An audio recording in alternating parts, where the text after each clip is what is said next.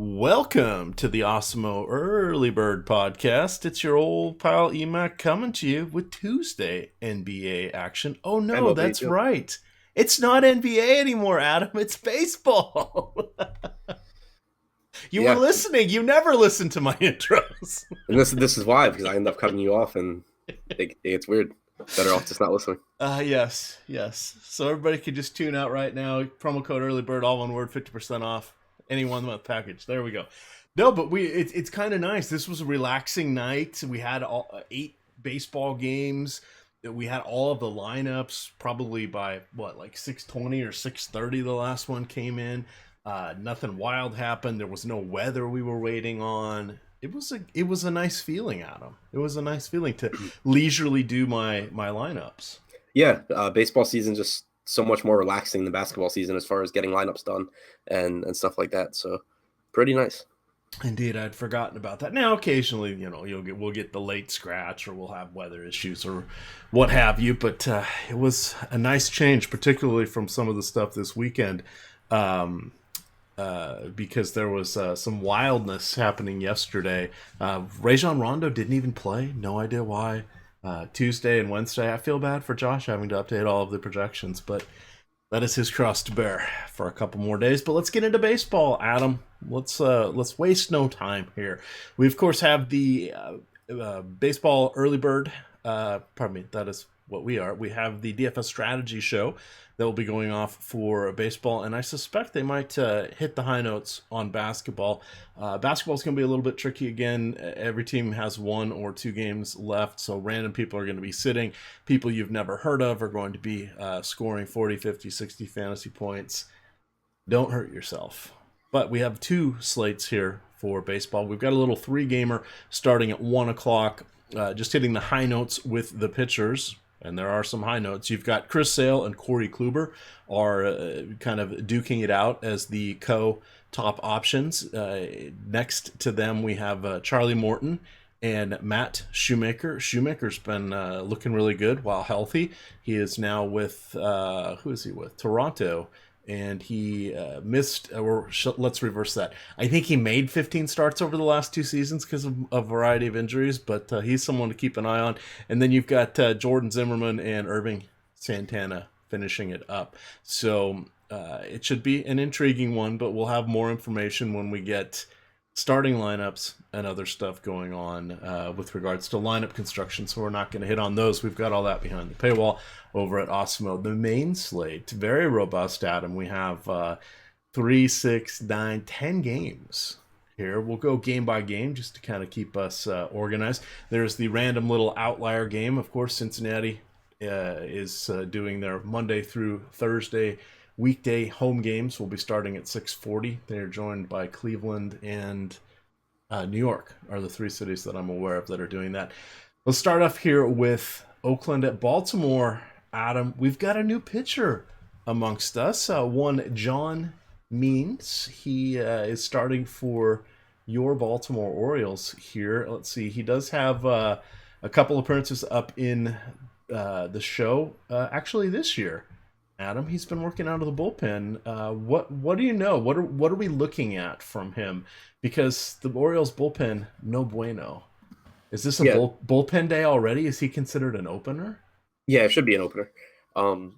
Similar to what we were getting earlier this year with Nate Carnes. So not sure why they're going to him over Carnes, but I expect a couple innings out of Means, nothing more.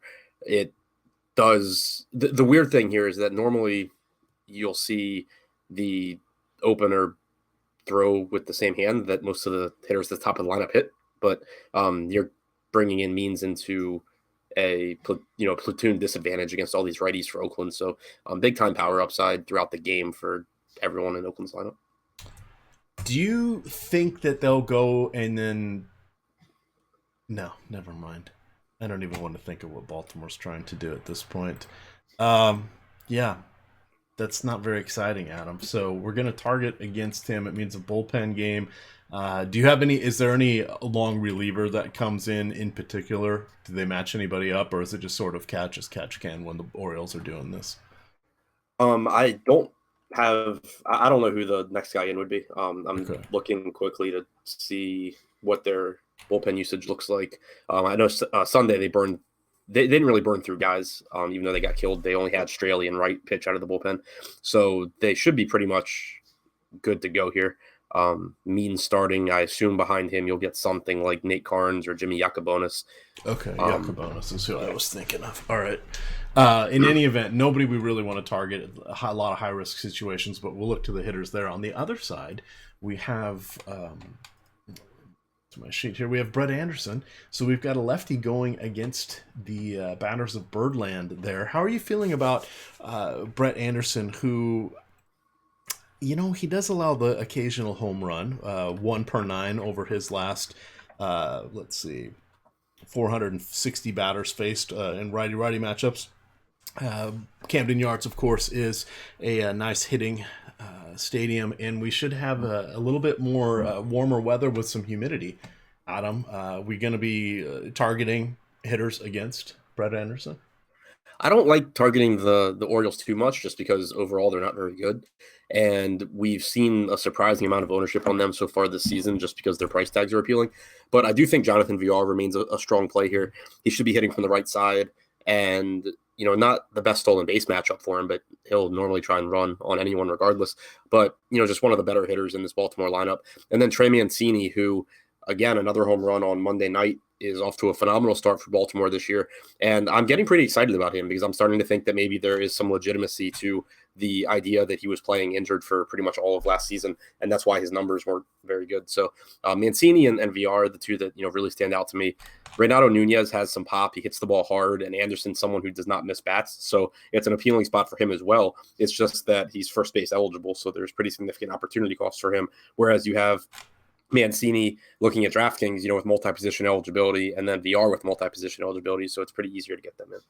All right, and then on both sides, those are the two most expensive hitters for the Orioles. Just doing a quick little look over here at Yahoo because they're now one of our sponsors in the fold. So I'm just gonna periodically take a gander here and see if we have any good prices for them. VR and Mancini are both $19 over there. That's about average, so no real discount there, but you'll notice players like the really good hitters like Mike Trout, Bryce Harper, Anthony Rendon, etc. are usually going to live in the 24 to 26 range. Those would be your fringe MVP type candidates. Then you'll get your sluggers that'll kind of be in the low 20s, like a Chris Davis, not that Chris Davis, but Chris Davis with a K.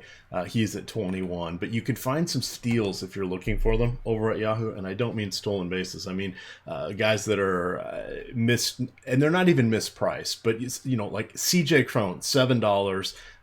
Batting cleanup would be one. Now, granted, he's going against Jake DeGrom, so we're probably not going to look to him there. But we had, who was it? Justin Bohr the other day was $8. Oh, hey, look, he's $8 again, batting third, going against Peralta, Freddie Peralta. Yeah, he's been cold, but those are the kind of guys you get one or two of them, and then you can get a couple of the good sluggers, and you can still have decent pitching. So just a quick high-level note there on how the pricing works at Yahoo. The other thing you want to remember is 10 max in their contest. That is the most anyone can enter, and they do not have upload or exports.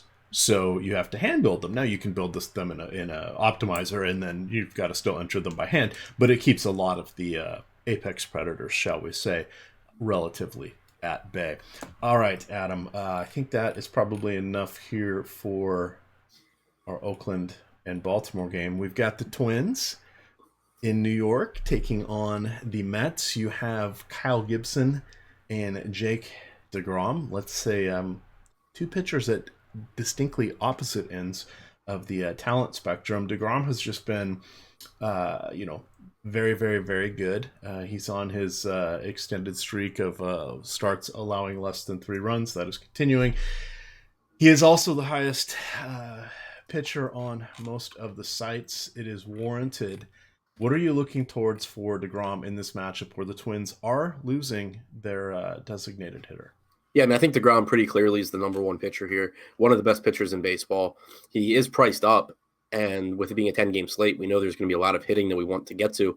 But I also think that it probably won't be too difficult to get DeGrom in because on FanDuel, you just have underpriced hitters in general. And on DraftKings, you can use that SP2 slot to um, increase the amount of money you have to spend at hitters. And there are some cheap SP2 options that we can look to on the slate. So I don't think it'll be too difficult to get to DeGrom. It is a nice spot against the Twins, losing Nelson Cruz from their lineup because there's no DH. You do have some quality left-handed hitters, especially at the top with guys like Kepler, Polanco, and Eddie Rosario, but DeGrom very good against both sides of the plate. Not really concerned about the number of lefties in the lineup for the Twins. Last season, DeGrom allowed a 250 expected WOBA to left-handed hitters with a 15.1% whiff percentage. So we didn't really see a drop-off from him there. Absolutely love DeGrom. All right. On the other side, we have Kyle Gibson, who is someone that I know you have studied at length throughout the last few seasons to try and determine if there are good Kyle Gibson matchups and bad Kyle Gibson matchups. He has, he throws the four-seam sinker, the change, and he's got some breaking ball stuff here. He never seems to quite put it all together, though, Adam. And I'm looking at this lineup here for the Mets, and they are not overly scary, but it's not really someone that I want to be going for. Talk to me here a little bit about Gibson, and then we can get into the hitters. He's one of those pitchers that it's really frustrating that he hasn't figured out how to be better because he has really, really good off-speed stuff that generates a lot of swings and misses, but he insists on throwing a sinker and fastball and allowing hitters to put those in play, and he doesn't finish hitters off. So until we see him really scale back his fastball usage, I have trouble expecting a whole lot out of him from a DFS upside standpoint on a consistent basis. I think that the Mets are a scary enough lineup this season, much more so than last year. The top, 5 hitters in this lineup are good. McNeil's okay, good enough where he's not an easy out. So I don't really see getting to Gibson all that much here. I have a couple of cheap SP2s that I'd prefer. Okay. Turning that around, you were kind of hinting at some of the decent Mets here. Seems like a good way to go there. You're right. Their lineup is not quite as craptastic. It's funny what Robinson, Cano, and Wilson Ramos will do to upgrade a lineup here. But yeah, plus Pete Alonso. Oh, that's right. Because he's up there with them now. Yep. So that's an interesting spot there. On the other side, I don't see anybody I really want to take against DeGrom when we have 10 other games or 10 total games on the slate. Anything else you want to hit on at a cursory glance from this game? No. All right. Because there will be some that we're going to dive into a little more than others. The Nationals at Philadelphia. The battle of the Bryce Harper's current team and former team continues here. You've got Strasburg going against Nola. Kind of lessens the my interest in the hitters. Of course, I do like Harper. I do like Hoskins. Strasburg relatively splits neutral for the most part, but when he implodes in a big way. We'll have to see what happens, but I'll probably have a sprinkling of some of these power hitters from Philly. On the other side here, going against Aaron Nola, I do like Anthony Rendon, who is on a 7-game hitting streak. Did not get a hit on opening day, but has hit in every game he's played since then. You've got Juan Soto batting cleanup. He has just been absolutely outstanding. And then you've got the ageless wonder Ryan Zimmerman. You're not getting any price breaks from those guys, but do you like the Nats hitters? Do you like Philly? Are we looking at the pitching here? What do you have for us, Adam?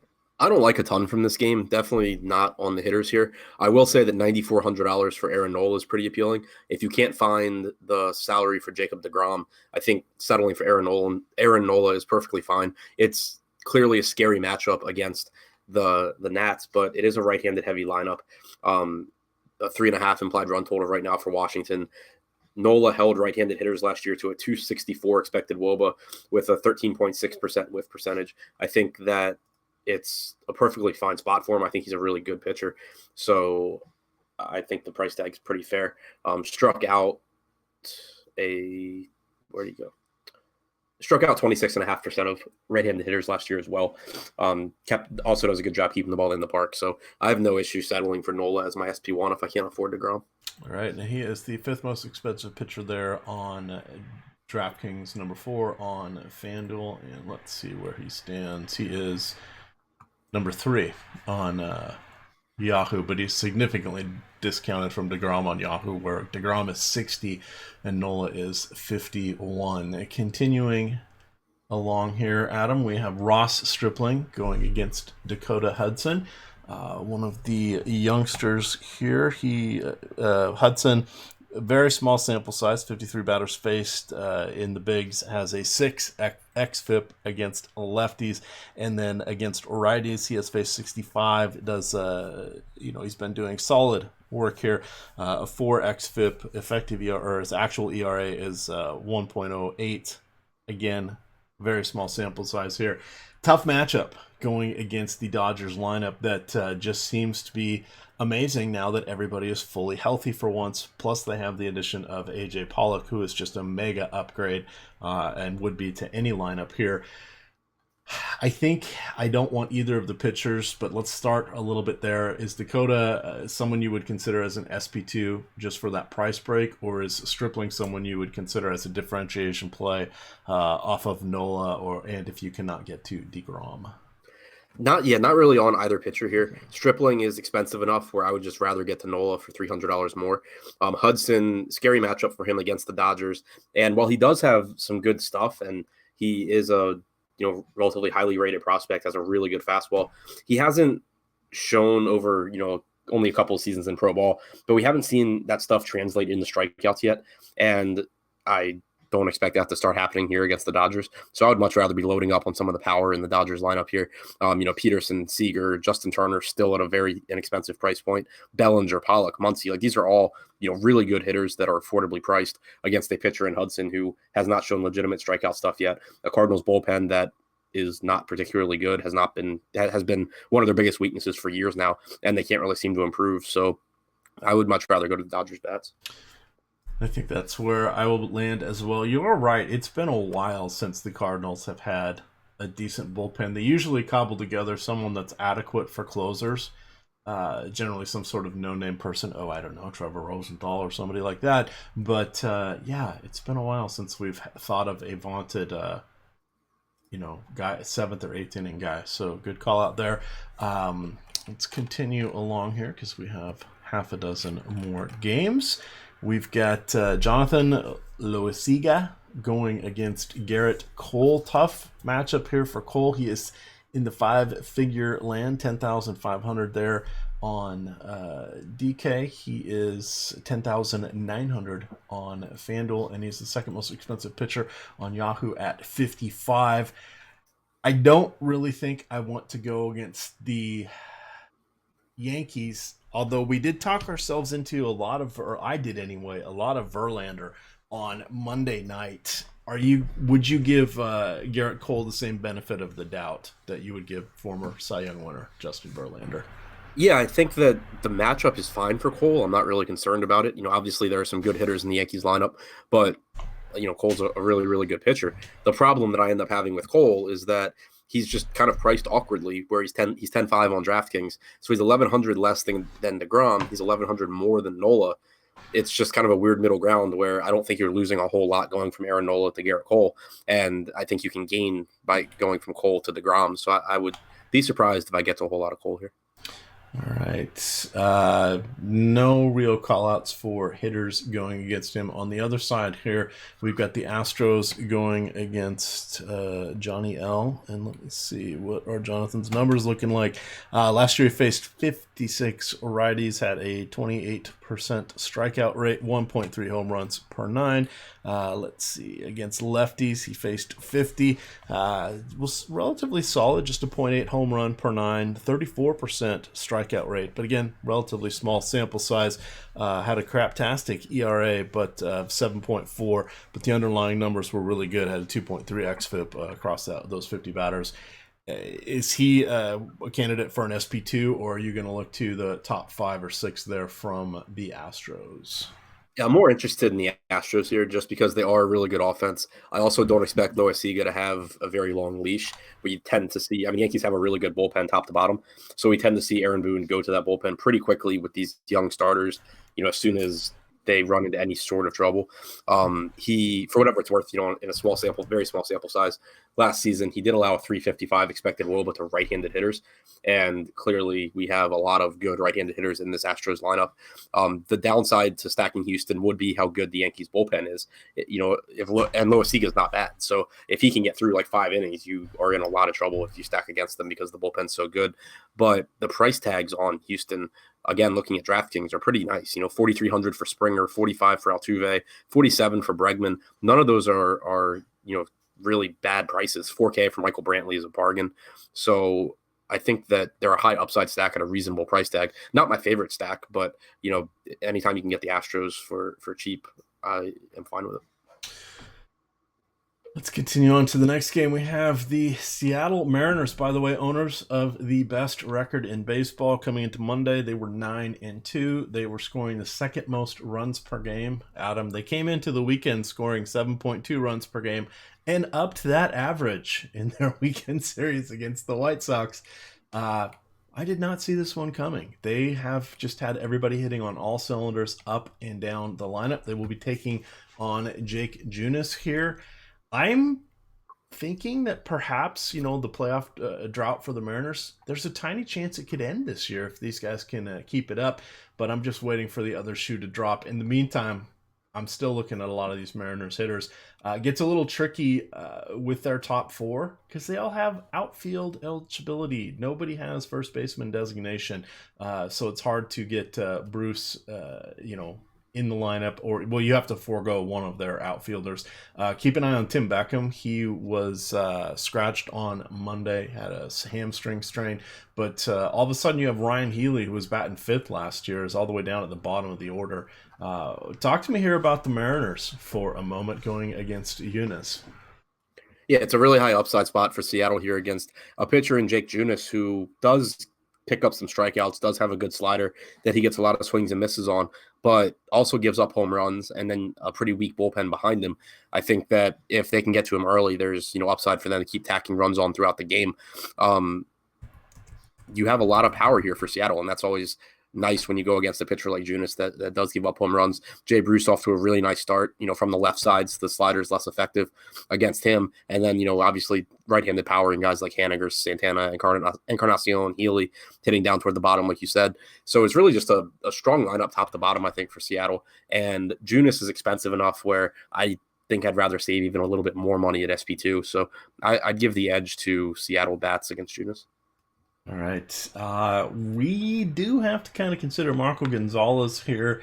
He, Merrifield, Mondesi, Soler, those guys are solid. Who the heck is Frank Schwindel? I'm looking him up here, Adam. He has been with the Royals organization since 2013. He was picked in the 18th round. He went through rookie ball, A and high A his first 2 years, marinated in double A for 2015, 16, 17 seasons.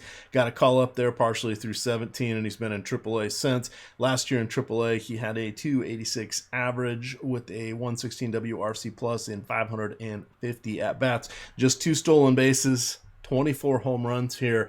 He is batting 5th. And I have a feeling he's going to be discounted on a lot of the sites here. Do you know anything about Schwindel? Doesn't appear to be anything special. Steamer projects him for a 162 ISO, 91 WRC plus, 307 WOBA. So projects as a below average hitter. Nothing that I'm particularly interested in. I do agree with you on Gonzalez, though. I would say I'd rather roster Gonzalez than Junis. I'd rather roster Gonzalez than Loaizaga or Hudson or Gibson. Anderson, like any of these possible SP2s that we've talked about. Gonzalez has good enough strikeout stuff, about a 22% strikeout percentage against righties last year. Doesn't walk a lot of guys. Not a bad park to pitch in here. And outside of Whit Merrifield and Adalberto Mondesi and Jorge Soler, not a lot of power or good right-handed hitters in the lineup for Kansas City. So I think it's a pretty decent spot for Gonzalez. And then also he is good at holding runners, which is something against the Royals that I think is important, because if you're not good at holding runners, this is a team that's built to steal a lot of bases, which is weird for 2019, but that's the approach that they've taken as a pretty small market club, is building up their speed and looking to run because they don't have a ton of power in their lineup. So the fact that Gonzalez does a good job controlling the running game plays to his benefit as well. That is helpful. Just a couple other notes here on Schwindel. It says one of the little blurbs is that he is going to be kind of in a utility role with Ryan O'Hearn, both at first base and in the outfield. So on FanDuel, he's minimum priced, and he is outfield eligible. On DK's 3,800, he is first base eligible. I don't think I'd want to give up my first base slot to him. And then over there on Yahoo, he is 7, which is the minimum there, and he is outfield eligible.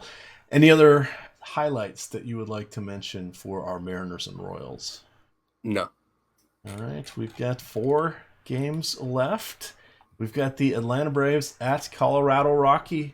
Adam, we have our first Gigantor implied run total here. Doing some math in my head, we've got an 11 run total. The temperature is going to be at 75, no precipitation, 17% humidity, and just a nice gentle breeze going out to right field. On the mound, you've got Max Fried going against, I would say, the tougher bats for the Rockies in Story. Arenado, oh hell, we'll even throw Mark Reynolds in there, getting the platoon advantage against him. On the other side, you have Herman Marquez, who is going to be running the gauntlet. That is the Atlanta Braves. Both these pitchers have had moments for us, Adam. This does not feel like the spot to trust them. I know you are a big fan of Herman Marquez. You and I have talked about it a bunch of times. What are you doing with him today against Atlanta? I don't think I'll get to a lot here. It has to do with Atlanta more than anything. I do believe in Marquez. But obviously, no matter how good of a pitcher you are going to be worse in Coors Field than you are outside of it. So you factor that in, and you're less likely to really be seeking him out. Then you consider the opponent, an Atlanta team that has a lot of quality hitters, but also a lot of guys that just put the ball in play. And that's problematic for 2 reasons. For one, obviously it lowers the strikeout upside of Marquez. But for 2, the main reason Coors Field is good for hitters, it's not the altitude, it's not the home runs, it's actually a giant outfield, but it just creates so many extra hits because of how big the outfield is. And when you're talking about an Atlanta team that puts the ball in play, that plays to their strengths. So Marquez just isn't discounted enough for me to really want to get there. Like, I'd rather find $600 for Aaron Nola in most lineups. I'm not really high on the Atlanta hitters either, because I do think Marquez is good, but I would rather just look to other pitching.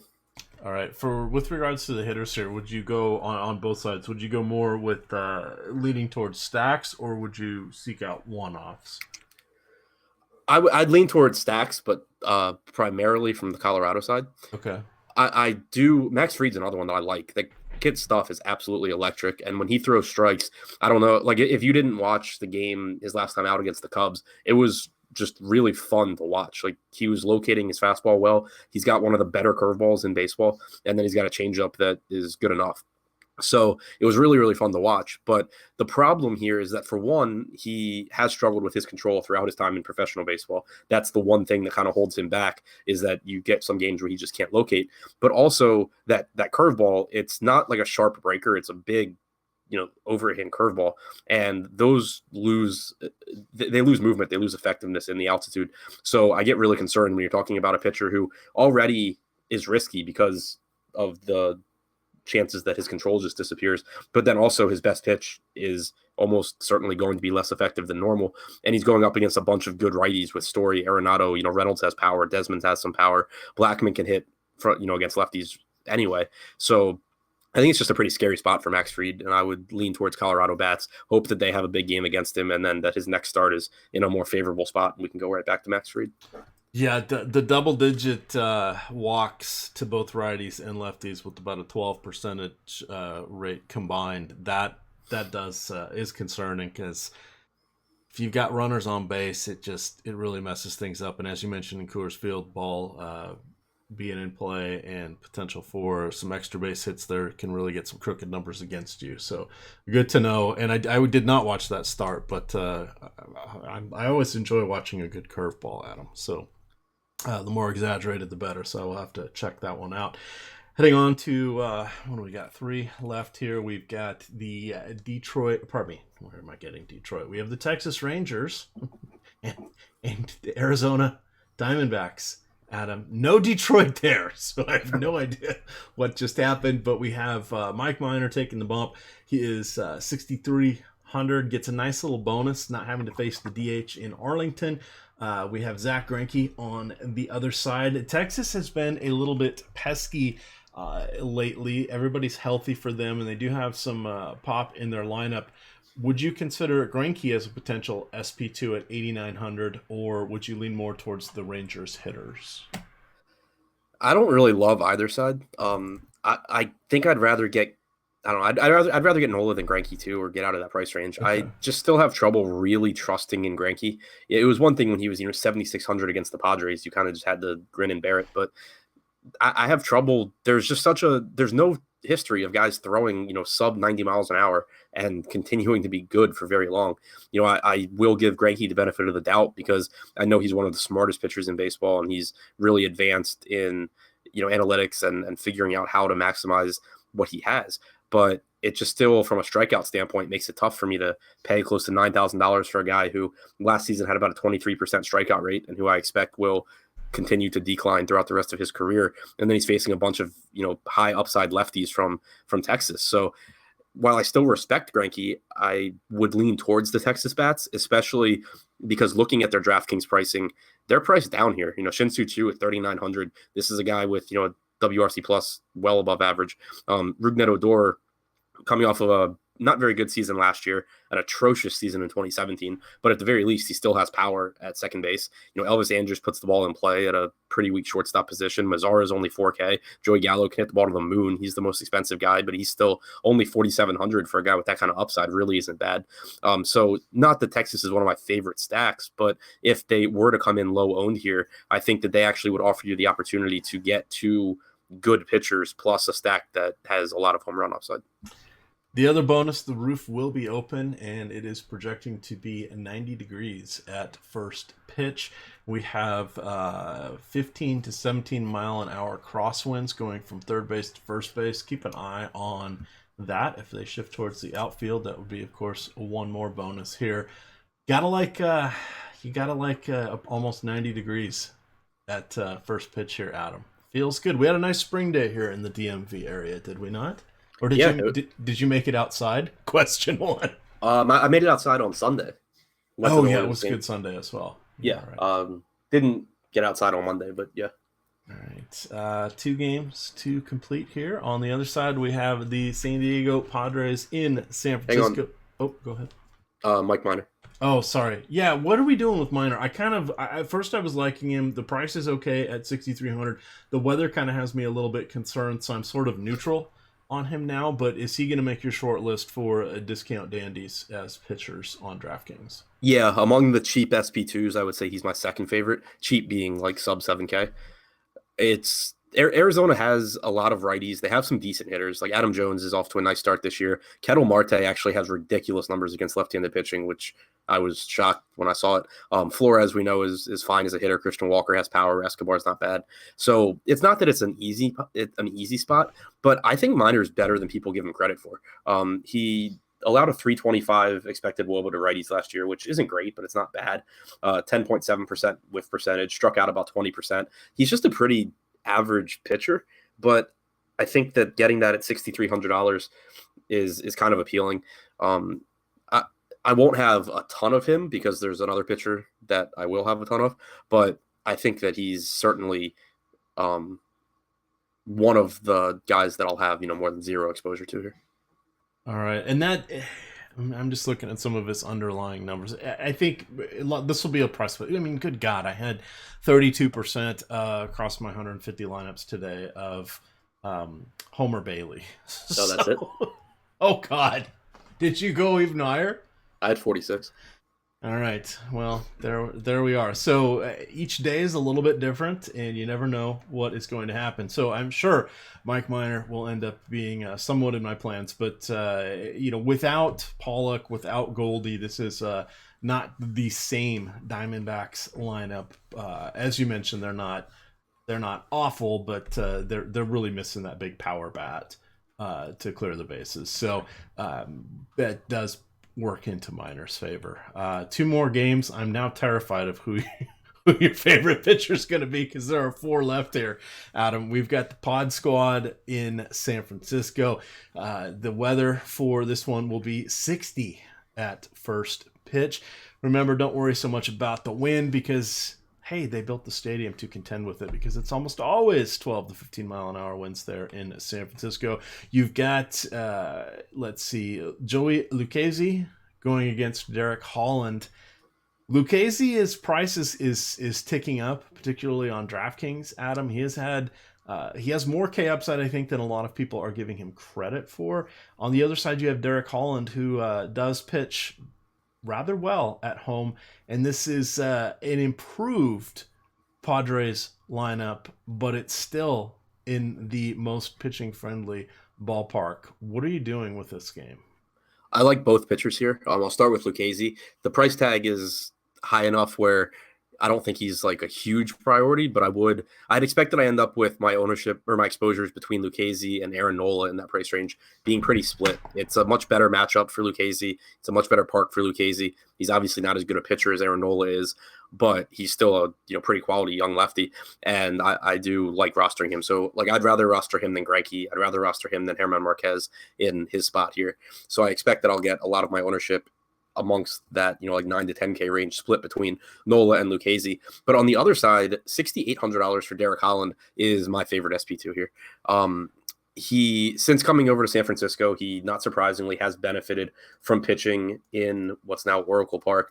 But we saw last season that he started to throw his slider more, and that's carried over into this season as well. Through his first two starts, one against this Padres team and one against the Astros, he's thrown his slider about 40% of the time to right-handed hitters.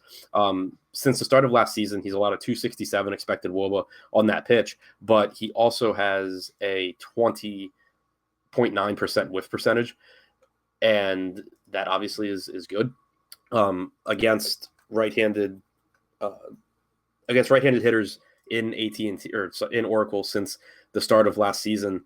He has struck out 26.7%. He has allowed 0.8 home runs per 9 innings, 3.35 xFIP, 332 WOBA allowed. He's legitimately been good, and I'm very interested in him in this spot because of the ballpark and just because of the fact that I think he does have a good pitch that he's throwing more now, and it should lead to more strikeouts down the road. I had not realized they had a new park sponsor.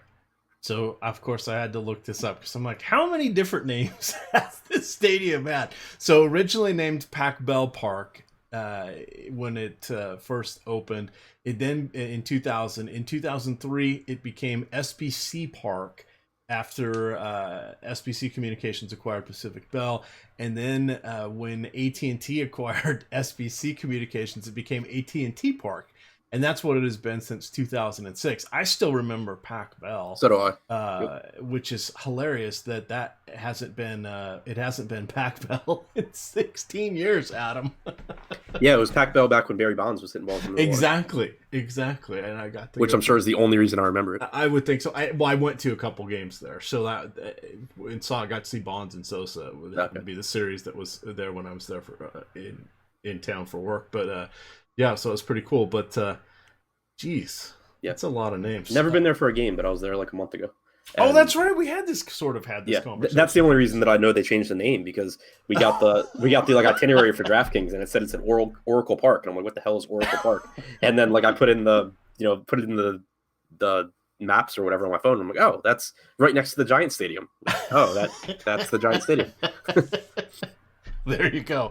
Oh, mystery solved. But in any event, goodness, Derek Holland. All right. Well, I think I'm going to be joining you here just because we're starting to see a little bit disparate weather in some of our locations, and you have Coors on the slate, etc. So I think the pitching is going to have us flocking there by the Bay. Last game on the night, we have the Milwaukee Brewers continuing their series in Los Angeles, taking on the Angels of Anaheim. Freddie Peralta, a tick shy of 10,000 on DK. He is checking in, drum roll please, at a very reasonable 8,300 on FanDuel. That might be worth some consideration. And then you've got Matt Harvey on the other side. I think Matt Harvey is someone we're going to be targeting against. I like the Brewers. They get to add their an extra bat because they get the DH here. So we're going to see Yelich, Braun, Shaw, Aguilar, Thames, Moustakas. That's a pretty hefty. Many ways we can stack that. So do you have any interest in Peralta, or are we just going to be looking to hitters in this game? I think that FanDuel price you mentioned is appealing. Peralta is one of these guys that it's really hard to know exactly what to do with him because there's not really a track record of success for pitchers like him in the major leagues. But at the same time, he's just kind of a unique guy. Like I saw there was a tweet, I don't even remember where it came from, but there was a tweet about how he's not going to be effective long-term because he only has 2 pitches, but really he doesn't. He has a fastball. And if you look at, FanGraphs, you look at Brooks Baseball, it's graded as a fastball. But if you go back and find interviews with him from last season, he talks about how he can make it move any direction he wants. So while it's listed as 1 pitch, he can use it as 3 or 4 different pitches. And we've never really seen that before. He has a delivery that gets him a lot of extension and makes his perceived velocity much higher than his average velocity. And it's just stuff like that it makes him really unique because, when you just at first glance, it's like, okay, we have a guy throwing 92 miles an hour and he's throwing his fastball 84% of the time. How is this happening?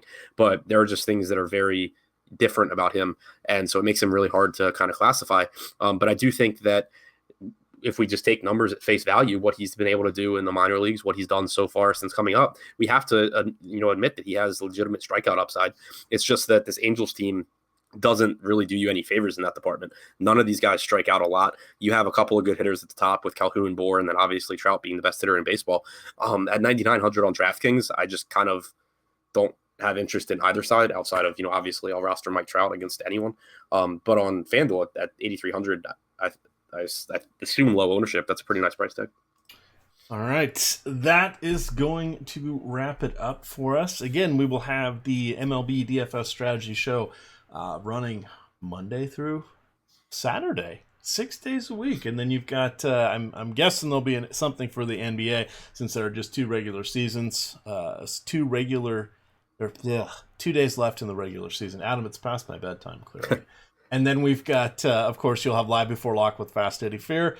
I suspect Chris Baggs may be joining him because there will be a lot to work through there on with all the news that'll be coming in for these next 2 heavy slates. You'll have the deeper dive with Adam and Lofty, and then of course we will have Live Before Lock MLB. So again, we are simulcasting baseball and basketball. You each get your own show there, so check that out on the Awesemo YouTube channel. Make sure to subscribe and hit that notification bell so you know whenever we are going live, because goodness gracious, we are going live a lot. With that, you can follow Adam on Twitter at ShipMyMoneyDFS. I am at EMACDFS. And of course, it is Awesemo_COM. With that, gamers, good luck.